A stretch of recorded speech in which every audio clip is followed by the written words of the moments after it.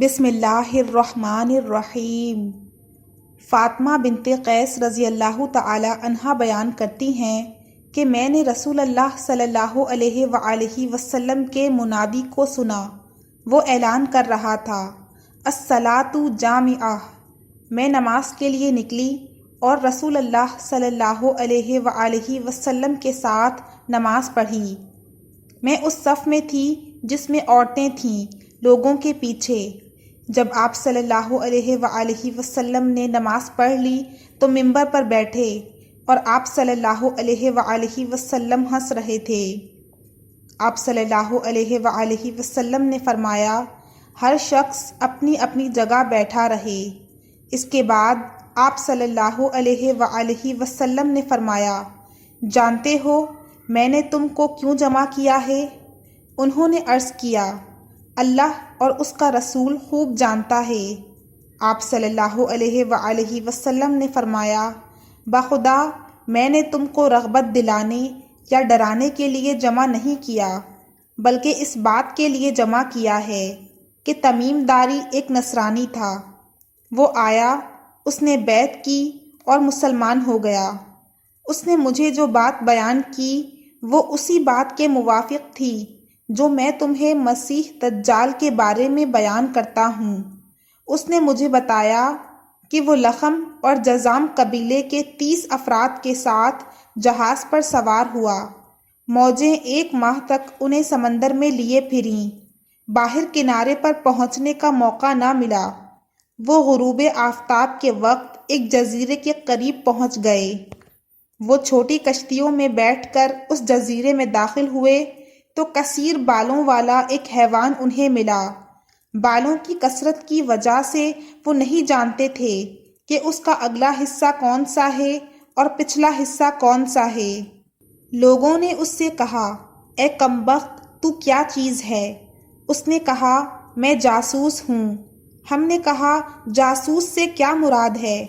اس نے کہا، چلو اس گرجے میں، وہاں ایک شخص ہے جو تمہاری خبروں کا مشتاق ہے۔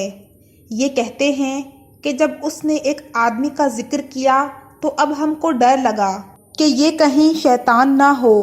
ہم لپک کر گرجے میں پہنچے تو ہم نے ایک بڑا قوی ہیکل شخص دیکھا کہ ہم نے تخلیق و مضبوطی کے لحاظ سے اس جیسا انسان پہلے کبھی نہیں دیکھا تھا۔ وہ زنجیروں میں جکڑا ہوا تھا، اس کے ہاتھ اس کی گردن کے ساتھ بندھے ہوئے تھے اور اس کے گھٹنوں اور ٹخنوں کے مابین لوہے کی زنجیریں تھیں۔ ہم نے کہا، اے کمبخت تو کیا چیز ہے؟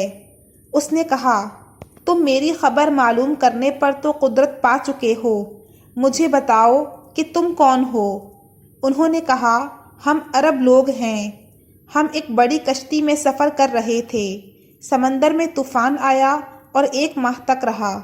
اس کے بعد ہم اس جزیرے میں داخل ہوئے تو کثیر بالوں والا ایک جانور ہمیں ملا۔ اس نے کہا، میں جاسوس ہوں، چلو اس شخص کی طرف جو اس گرجے میں ہے۔ اس لیے ہم جلدی جلدی تیرے پاس آ گئے، لیکن اس جاسوس سے ہم خوفزدہ ہوئے کہ وہ کہیں شیطان نہ ہو۔ اس نے کہا، تم مجھے بیسان کے نخلستان کے بارے میں بتاؤ، کیا وہ پھل دیتا ہے؟ ہم نے کہا، ہاں۔ اس نے کہا، سنو، قریب ہے کہ وہ پھل نہیں دے گا۔ اس نے کہا، بحیرہ طبریہ کے متعلق مجھے بتاؤ، کیا اس میں پانی ہے؟ ہم نے کہا، اس میں بہت زیادہ پانی ہے۔ اس نے کہا، قریب ہے کہ اس کا پانی ختم ہو جائے گا۔ پھر اس نے کہا، مجھے چشمہ زغر کے متعلق بتاؤ، کیا چشمے میں پانی ہے اور کیا وہاں کے رہنے والے چشمے کے پانی سے زراعت کرتے ہیں؟ ہم نے کہا، ہاں، اس میں پانی بھی بہت ہے اور وہاں کے رہنے والے اس پانی سے زراعت بھی کرتے ہیں۔ پھر اس نے کہا، نبی الامیین کے متعلق بتاؤ۔ ہم نے کہا، وہ مکہ سے ہجرت کر کے مدینہ تشریف لے آئے ہیں۔ اس نے پوچھا، کیا عرب کے لوگوں نے ان کے ساتھ جنگ کی ہے؟ ہم نے کہا، ہاں۔ اس نے کہا، اس نے ان کے ساتھ کیا کیا؟ ہم نے بتایا کہ وہ اپنے گرد و نواح پر تو غالب آ چکے ہیں اور لوگ ان کی اطاعت قبول کر چکے ہیں۔ اس نے کہا، سن لو، ان کے حق میں یہی بہتر تھا کہ ان کی اطاعت کر لیں۔ اور اب میں تمہیں اپنے متعلق بتاتا ہوں۔ میں مسیح دجال ہوں، اور وہ وقت قریب ہے جب مجھ کو یہاں سے باہر نکلنے کی اجازت مل جائے گی۔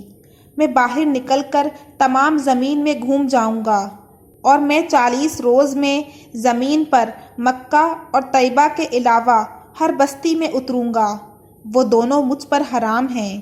جب ان دونوں میں سے کسی بستی میں داخل ہونے کا ارادہ کروں گا، اس وقت ایک فرشتہ ہاتھ میں ننگی تلوار لیے سامنے آ کر مجھے داخل ہونے سے روک دے گا، اور ان مقامات کے جتنے راستے ہیں ان سب پر فرشتے ہوں گے جو ان کی حفاظت کر رہے ہوں گے۔